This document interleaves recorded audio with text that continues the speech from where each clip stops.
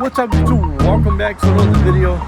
My son took the H2 for a couple of days and I was left with the Model Y for probably the whole next week or so. And I figured since it's been a while since I made a video with the Model Y, and it's been about 7 months now since we got the Model Y, I figured I go ahead and make a video about it and kind of tell you where I'm at regarding whether if I regret buying this vehicle or not, things that I like, a couple of things that I hate about it. So let's go ahead and take a look at this Model Y.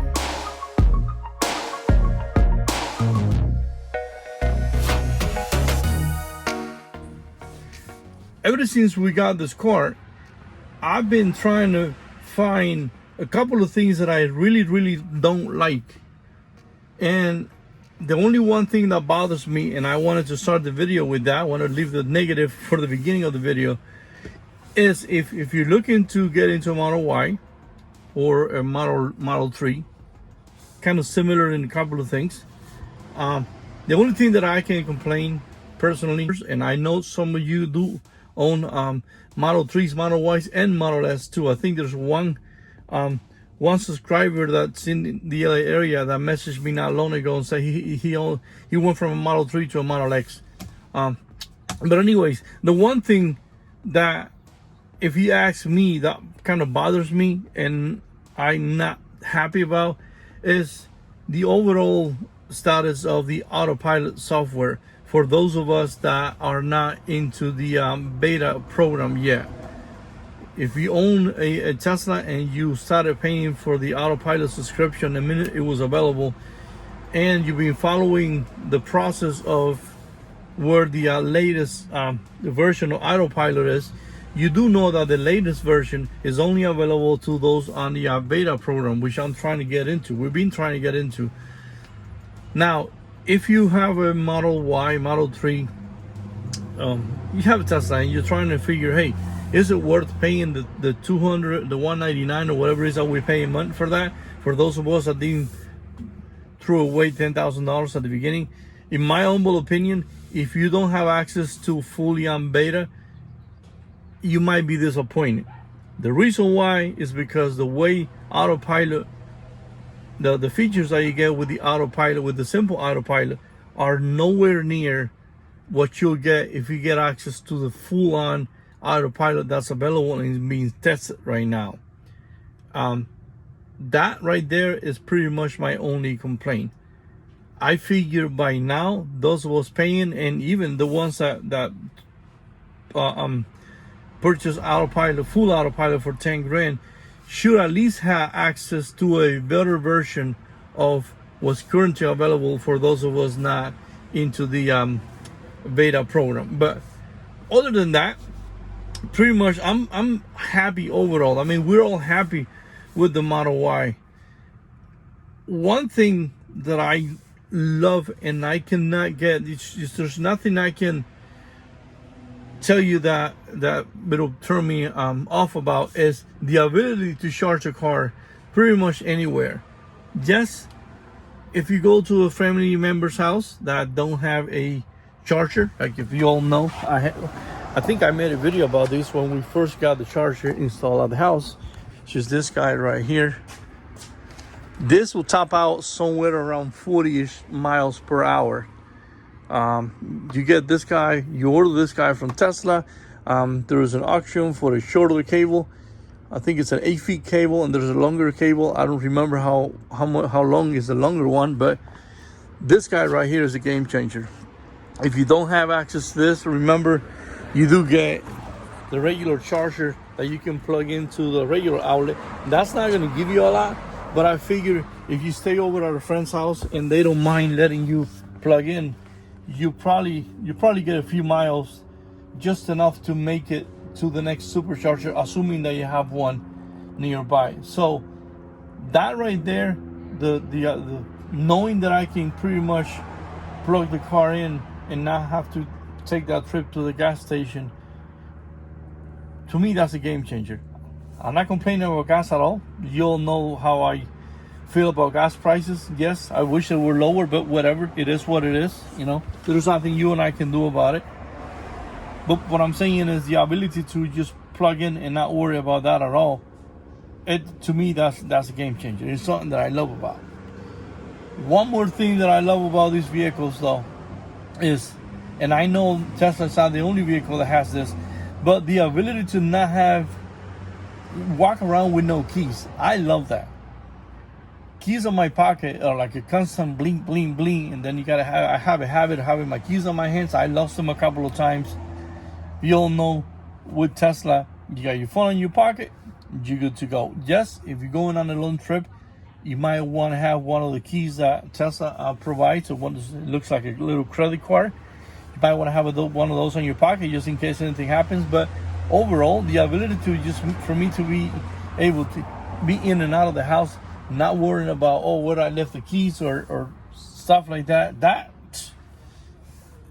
I mean, I don't know how you feel about keys, but I'm a freak of not having anything on but the less I have on my pocket, the better. So, and I think I'm gonna go fully on no keys needed soon, because I might be thinking about making the entire house into smart locks where I don't need a key.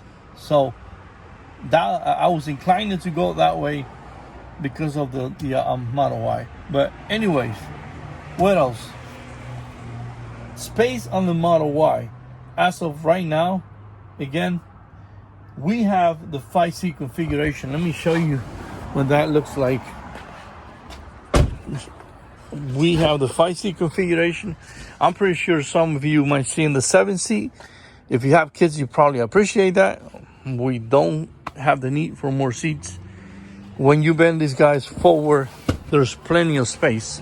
I'm going to go around and open the back of it to show you. There you go. That, it's plenty. Even if you only bend one of the seats down, that is plenty of space. You got these two buttons right here to tilt them forward. I don't know why that one is not doing it. I think I might have not. But if you look right there, that it's plenty of space.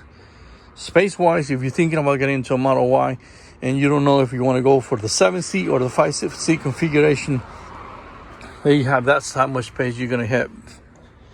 Two adults can lay down in here. I mean, you're not going to have a lot of space though, but two adults can fully lay down in here. But there's a couple of mattresses that they sell. We haven't looked into any of them, but I'm highly thinking of getting one of them just for fun. Not that we need them, but as you can see, space so far, pretty happy with. Again, if you have kids, you might have the need to go with the 7-seat configuration. Once you have the 7-seat configuration, again, you're gonna add another row, like a third row. Even after that, you're still gonna have space enough on the back of the car to put, like, not a lot of luggage and stuff like that, but you're still gonna have space in the back of the car for maybe like a going now Christmas shopping and stuff like that. Still gonna have plenty of space on the back of the car. So let me bend the seats back. One more thing that I find extremely one more feature that I'm extremely happy about is having everything in one spot on the car with the big screen. I'm starting to hate knobs, and you feel the difference going from the Tesla jumping into one of the other cars in the family. As you all know, look, two buttons on the steering wheel, the usual little levers are here for the turn signal, your drive and whatnot lever. Everything else is right here. At first, it's going to take a little while to get used to, but now I'm loving it. The size of the screen. Again, I am starting to hate knobs on the car. Center console, pretty simple. These right here, game changer for me. You all know that I tried to install a wireless charger on the H2. I changed the location. I'm going to try to put a link to that video right here. I changed the location because the phone was sliding over, but a wireless charger where you can just walk in and throw the phone in and forget about it. These two slots right here, these are wireless chargers. The minute you place your phone right there, the coil must be somewhere towards the upper area right here, because I figure sometimes you got to make sure that it's on the right spot. But that to me is a game changer. But anyways, going back to the screen, having the ability to pretty much look at everything right here on the screen, for me, it's a game changer. Again, the only thing that I can complain about so far is the autopilot features of where we are with autopilot. Again, I understand all the technical part of it, but again, I wish that for those that pay 10 grand, or those of us that still paying the membership, should be on a newer version of autopilot. We should at least have minimal street turns on autopilot. If you don't have a Tesla, if you don't have autopilot yet, and you haven't taken the time to see where the software is at, pretty much if you pay the membership and you're not part of the beta program, like I said at the beginning of the video, you only get all the most of the full-on features on the freeway. Now, eventually, once we get access to where autopilot is at today, with the guys at the beta program have, then we be able to, let's say, tell the car right here in front of my house, hey, I want to go to the grocery store, and it'll take us from here right to the grocery store. But again, I think that even for those of us that are not into the beta program, just for the fact that we're throwing money at it, we should at least have the very first we should at least have some kind of features out on the street and not just on the freeway.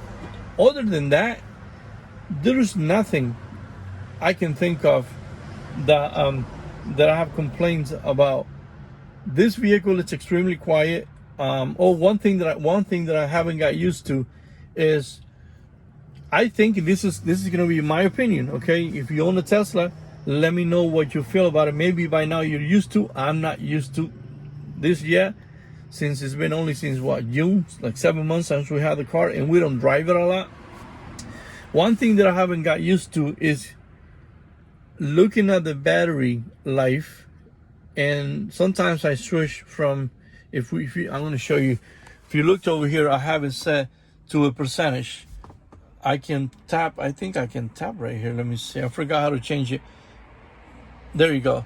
See, now I change from, if I tap right here, I can change from showing miles and showing percentage. Sometimes I leave it at percentage, and whenever I get to around 40%, I get to the point where I start not to freak out, but I start worrying a little bit if I decided to leave the house and not look at where I was going, see how far I am from a supercharger. One thing that I've also learned how to do because of that is, now I know where most of the chargers are, Tesla or non-Tesla. I haven't had to use a non-Tesla supercharger yet, thankfully. But that's one thing that I wanted to mention that I haven't got used to, since this is now my fully on daily vehicle. All of us that drive the vehicle, we look at that. Now I kind of know how far to push it. But when I get around 45-ish, 40%, I kind of start to not freak out, but worry a little bit. And then it takes only a minute to realize that I'm not too far from a supercharger. If you don't own a Tesla, this is how you know right away.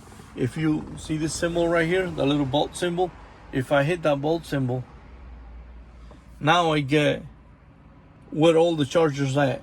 Not only the Tesla ones, but like right here, you see that says EVgo. That is not a Tesla, obviously. That's an EVgo station out of Walmart near me. That's a supercharger, and again, it'll tell you where all of them are. This one right here is inside of a resort. I cannot use that one. Those are what's it called? These are for guests of the hotel. Like if you stay in, there's a lot of hotels around the US, they have superchargers. I'm sorry, I should have never said that. They don't have superchargers. What they do is the charger that I have on the wall right there, that one charger that I show you, some hotels have taken up on themselves to install those on a parking lot. And if you're a guest of the hotel and there's nobody in there, you can just leave it there overnight.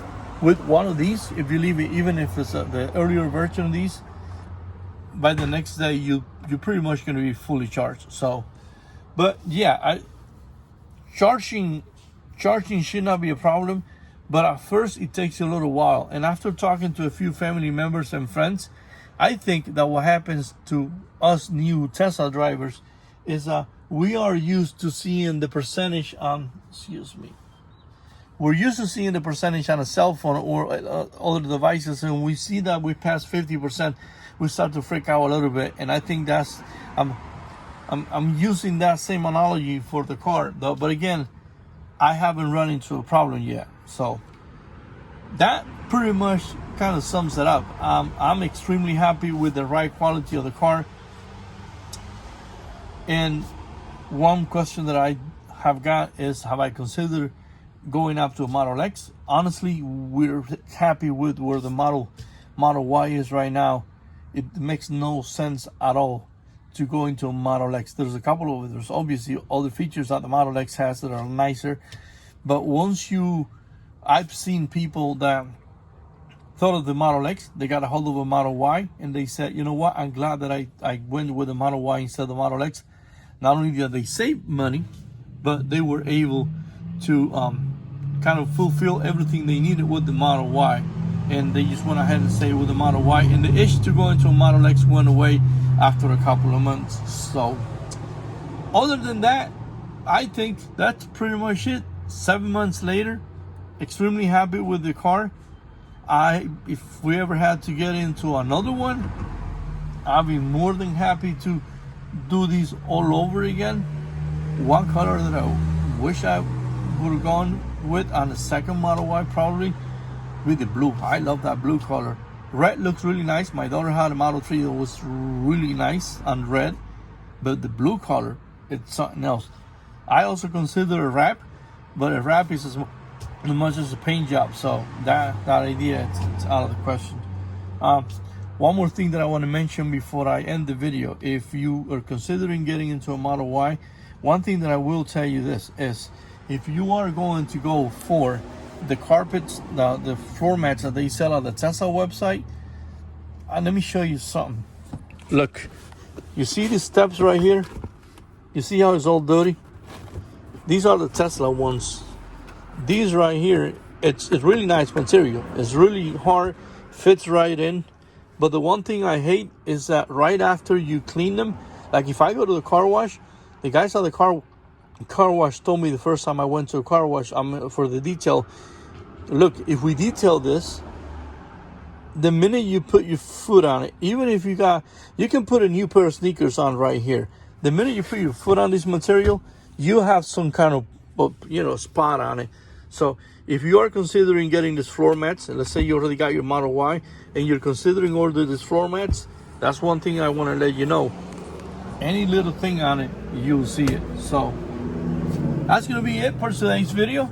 Again, I told you a little while ago I was going to try to go back and forward from Model Y and Hummer videos, and eventually in about a month or so, we're going to go ahead and start making more videos with the GTR, with my son's GTR, kind of to mix things up a little bit.